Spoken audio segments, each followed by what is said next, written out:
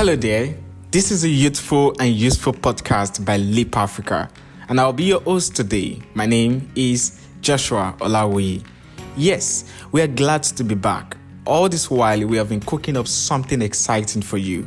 This podcast is a platform for young people, for leaders, for social innovators, and change catalysts. Here on this show, we'll be discussing and providing you with the tools you need for personal development and social development.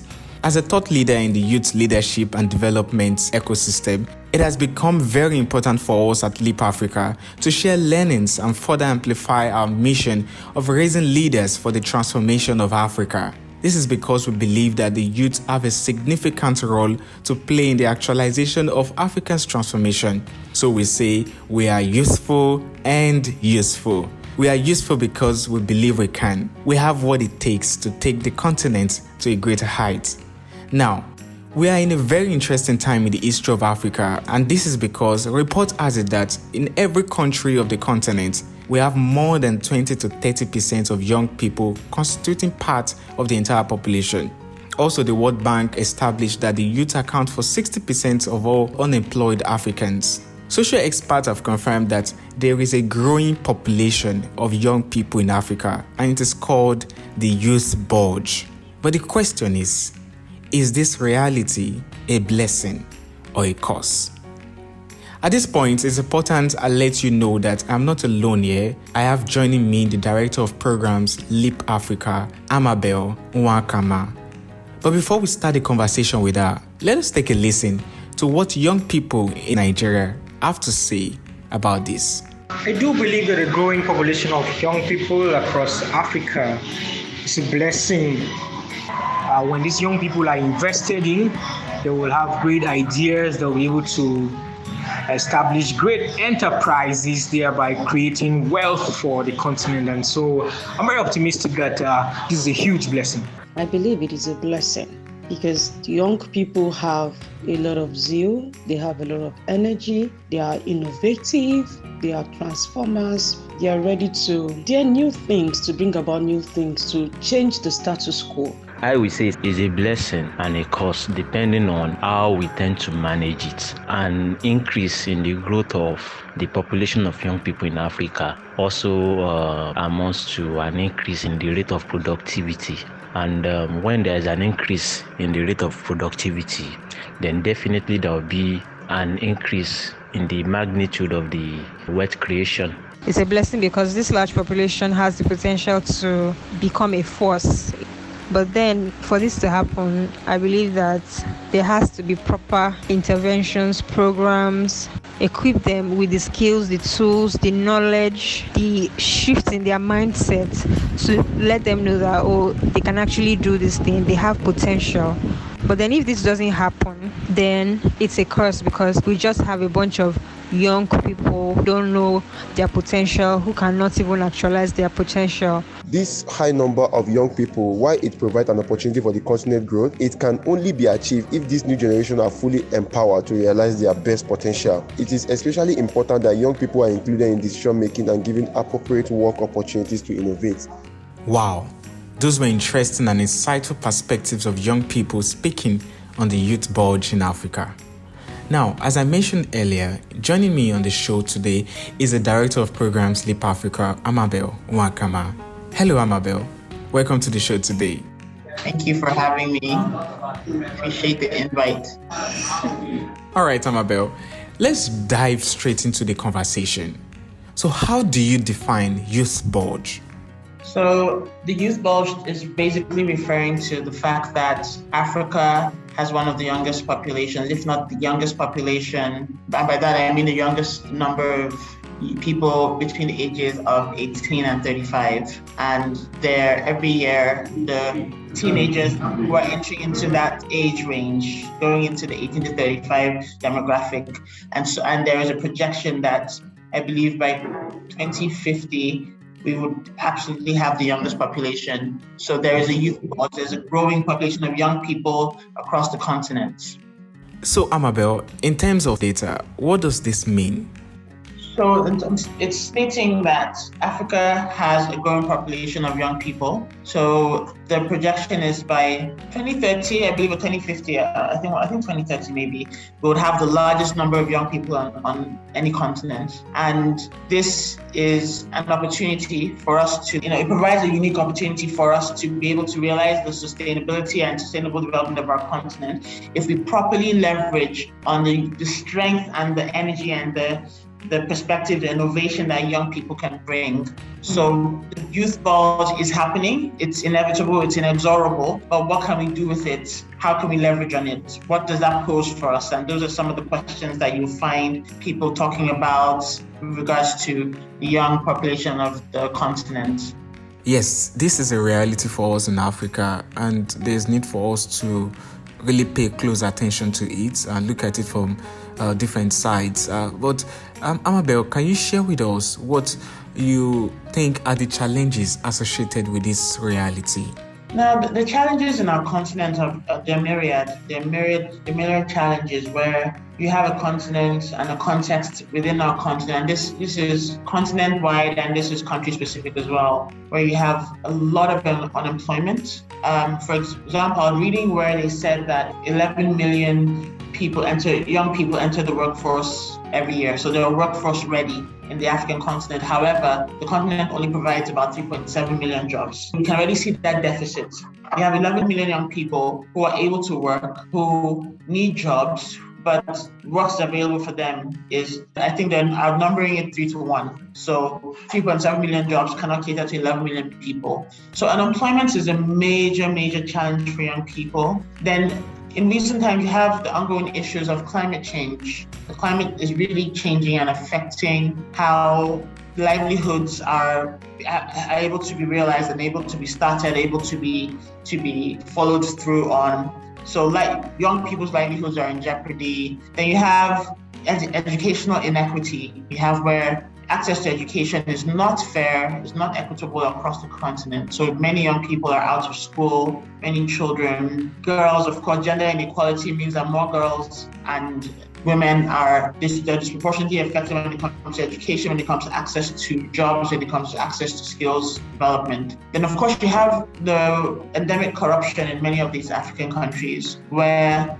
there's no rule of law is not followed really. So this affects how young people are able to be and able to do, able to be who they need to be, able to receive what they need to receive in terms of even the quality of education for those who are even able to get into schools. And then you have just things like reproductive health access, quality access to health care for both male and female, and the various challenges, all these coming together. You have things like insecurity, conflict that's happening in different pockets of the continent. All these things compounding upon themselves, making it a very challenging context for many young people to navigate. And it's worrying because it hinders their development and it hinders the ability for them to self-actualize. And we know that leveraging on their prime, leveraging on what they can bring to the table is what we were hoping on to be able to really lift our continent out of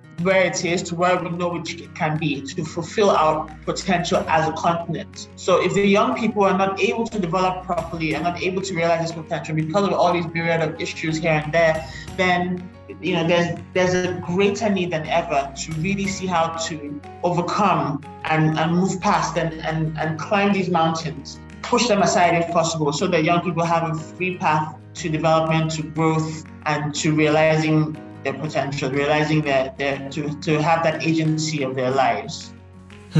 So Amabel, with these challenges in mind, what are the things that we can leverage in this reality of youth bulge in Africa? There's a lot that can be leveraged on. Like I mentioned earlier, the ages of 18 to 35, 18 to 30, even let's say 15 to 30, they are prime years in human development, reproductively and also productively. And by that I mean these are people that contribute largely to the workforce. They're in their physical prime most of the time at those ages, and they're able to, in fact, even mentally, physically, which is also physiologically, and they have the capacity to use that time, leverage that time of their lives to contribute to their communities, to their families, to their continent, to their countries, but only if they're given the requisite tools and resources and they're empowered to realize their potential. And I think therein lies that's where the dilemma is, especially in our continent. We need to really find ways to empower young people so that they can leverage on this productive time of their lives to be able to support and build and grow and develop the continent to make it what we need it to be. On the flip side of that, if they're not empowered, if they're not provided these tools, the resources, the skills, then we will also suffer the output and the outcome of that, which would be a group of people who are a large number that are contributing possibly negatively to the communities, to the continent. And this will have debilitating effects on us in the long term, because it will take the young people to realize the potential that we keep talking about in the short term, the longer term. It's the young people, because they're the ones who will grow and assume more roles, more opportunities for leadership. And if they're not properly skilled to do so, then they'll likely do work that we'll consider shoddy, or work that we'll consider detrimental. And that now becomes an issue on the flip side. So it's very important that we really empower young people to be able to do and fulfill their potential. Yes, Amabel, talking about empowering young people to achieve their potential, how do you think we can do this? Yeah, that's a good question. At the most base level, I would say education is one of the first ways to skill the young population. They're in the years, again, prime years, where they are more receptive, more able to receive knowledge, to learn, to unlearn. Those are years where they're still very malleable in the way they think, so that they can be shaped in a right path, so to speak. And education is one way to do so.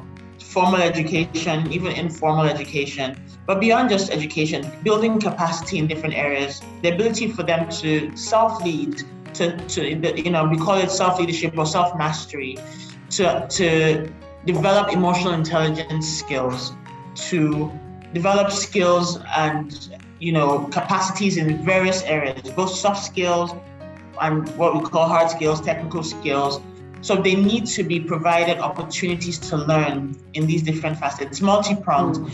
And the way this would happen is an all hands on deck approach, which means that our leaders, the decision makers, have to have that political will to understand and really grasp the power, the opportunity that it presents, really supporting young people to realize who they can be, what they can be. So, and then on the flip side of that, you have organizations like Leap Africa and various youth-focused organizations that are committed and also need to have a role to play in supporting the growth and development of our young people. And providing them tools would be resources as well. So for those who maybe the formal education route is not their option, maybe there's an informal route, maybe there's a vocational education route that they're interested in. What options exist for those people, for example? And for those who they may be gifted academically or gifted in some way, they have an entrepreneurial mind, but what are the resources that they require that can help them achieve and really utilize the skill, the natural competencies that they have? Being able to support them in a human-centered way.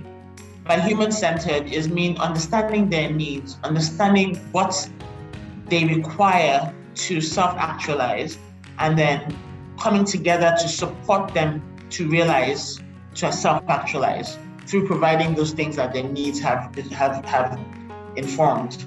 Those are ways that you can provide the tools, provide the resources, provide the platform for their voices to be amplified. A lot of times you talk about the fact that young people are not included in many things. Youth inclusiveness and youth inclusivity is a major topic these days. The importance of involving them at all levels of decision making, involving them in their own development, not just coming to them and saying, you need this or you need that, but seeking to understand what they need from their own perspective, from knowing, hearing their voices, how are they perceiving what's going on around them? What is their perspective? What do they need according to them, not according to you or me, who may not know when we haven't spoken to them. And so including them in various areas so that they have a platform where they can share and where they can be heard. Yeah, thank you very much, Amabel. Let's pick it up from the last point you mentioned, youth inclusion. Why would you consider this important, and how can we get the youth involved? So one of the things which I think I touched on earlier is, first and foremost, they need to be included, because we need to know how they are experiencing what's happening around them, how they're experiencing the world, what are their needs, what are opportunities as they see it. Including them is one way to get them involved. There's a huge potential and opportunity for young people to be the problem solvers that we need, not the problems, but the problem solvers. And if they don't even know things about, for example, climate change and how it's affecting them directly, they're not going to be motivated to get involved. So providing them with knowledge, supporting their civic participation, encouraging them to be activists, again, including them is one way to do all these things. I see that as the foundation. When you get them involved, include them in things you're doing, in things that you feel are what they need, based on what they've said, then from there you can start to provide the requisite tools, skills, resources that they need, and then they can start to do, as opposed to just be experiencing suffering and challenges, but it can now be troubleshooters and problem solvers and bring to the fore their perspectives and their thoughts and their ideas, bearing in mind that mentally, physically, they bring a dimension of knowledge and understanding that you may not really be there even as you get older, because they're still, like I said earlier, they have malleable, shapeable minds. So they still see the world and interact with the world from a sense of openness that can be harnessed. So really bringing them on board in things that are happening, giving them the skills and the knowledge to understand what's happening so that they can take action. And through the action that they take, they can actually problem solve and make a difference. Yes, and make a difference. So Amabel, as we wrap up this conversation, what are your final words for young people across Africa? I think one of the things that I want to really emphasize is when you see yourself as self-perception is very, very important. Self-awareness and self-perception. If you see yourself as a victim, only on the receiving end of things happening to you, life not necessarily working for you and focusing on only the negatives, you will not really be able to see yourself as a problem solver, as somebody that can be the solution to those problems that you're thinking that you're facing. I really want the mind, the thinking of young people to shift in a way that sees them as a solution, sees themselves as a solution, sees themselves in such that the answer lies with them, and therefore their actions, the things that they can do, can actually make a positive difference in our continent, in our communities, in our family. Start with you. Don't wait for the next person. Don't wait for the savior out there. See yourself as the one that can save, so to speak, in little ways in your own life, in your own ecosystem, in your own locus of control and influence. And then start from there. And then you see that over time, as we all do things here and there, collectively we're making that difference that we want to see. Thank you so much, Amabel, for your time on this show. It has been an insightful time with you. Thank you, Josh. I appreciate the opportunity. This has been so insightful, and I really do hope that young people feel the same way and feel charged to tap into their agency and their inner strength to push for a better society. Talking about the reality of youth bulge in Africa, there are sides to it. It is a blessing if we leverage the youth population, if we harness the potential of young people. But the result will be different if we ignore this growing population. Yeah, in the words of Femi Balogun, if this youth bulge is harnessed effectively or seen as capital, it has the opportunity to kickstart Africa's economic narrative, and I agree. So before we go, I have something for you. On the 8th of September 2022, we'll be having the legacy edition of the Social Innovators Programs and Award, SIPA 2022. I can assure you don't want to miss this for anything. The Social Innovators Program and Award is an event to showcase and celebrate the efforts of young Africans in the development of the continent. And these efforts are around the Sustainable Development Goals, the SDGs.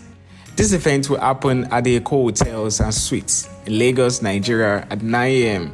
And if you can't be at the venue, don't worry, you can join online. But please note that registration is free. So for more information, visit sipa.leapafrica.org. That is sipa.leapafrica.org. Thank you so much for listening to this edition of the Useful and Useful podcast, a production of the Leap Africa Communications Unit. For questions, feedback, or recommendations, please send your inquiries to comms@leapafrica.org. That is comms@leapafrica.org or info@leapafrica.org. You can also send a DM to any of our social media platforms. Please follow us at Leap Africa on Instagram, Facebook, Twitter, LinkedIn, and YouTube. Till next time on this show, stay youthful and useful.